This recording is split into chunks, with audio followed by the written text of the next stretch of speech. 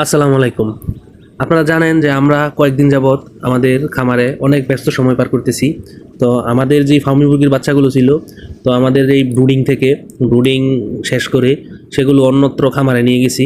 তো আমাদের এক খামার হচ্ছে রাস্তার এই উত্তর পাশে, আরেক খামার হচ্ছে রাস্তার দক্ষিণ পাশে। তো আমরা আমাদের উত্তর পাশের খামার থেকে এই দক্ষিণ পাশে নিয়ে গেছি। তো দক্ষিণ পাশে ওই শেডটা আমরা নতুন তৈরি করেছি। তো সেটা ছিল আগে আমাদের গরু রাখার গোয়ালঘর। তো এখন বর্তমানে গরু না থাকার কারণে আমরা ওইটাতেই নিয়েছি। তো গতকালকে আমরা আমাদের খামারে রাত্রে ভ্যাকসিন কমপ্লিট করেছি, গাম্বুরুর ভ্যাকসিন। তো ভ্যাকসিন দেওয়ার জন্য আমরা আমাদের বাগিনাকে এনেছিলাম, তো সে খুব দ্রুত ভ্যাকসিন দিতে পারে।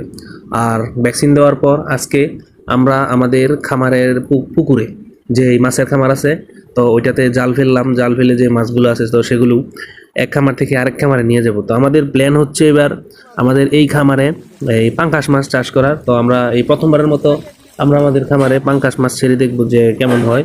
তো আমাদের জন্য দোয়া করবেন।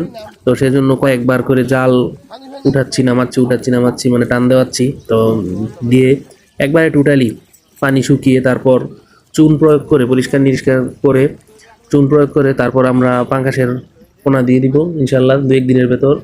আসলে আমাদের তেমন লোক নেই, 2-1 জন লোক আছে যারা নিয়মিত খামারে কাজ করতেছে। আর বর্তমানে আমাদের একটি সেটে 1000 ব্রয়লার মুরগি আছে, আর অন্য সেটটি এখনো খালি আছে। তো ব্রয়লারের বাচ্চা নিব।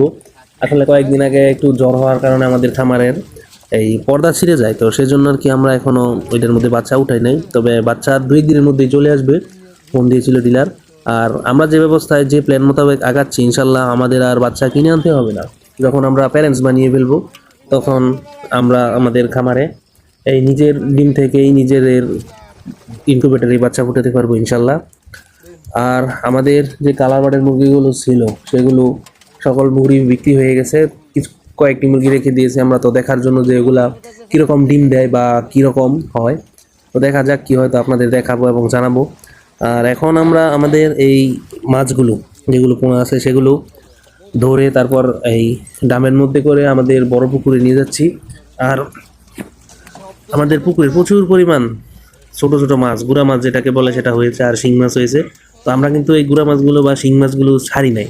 তো কোত্থেকে এলো তা মহান আল্লাহ ওই ভালো বলতে পারবেন। তো যাই হোক, ভালো পরিমাণে আমরা 50 কেজির মতো শিং মাছ পেয়েছি। তারপরে কিন্তু কোত্থেকে এলো তা আমরা নিজেও জানি না।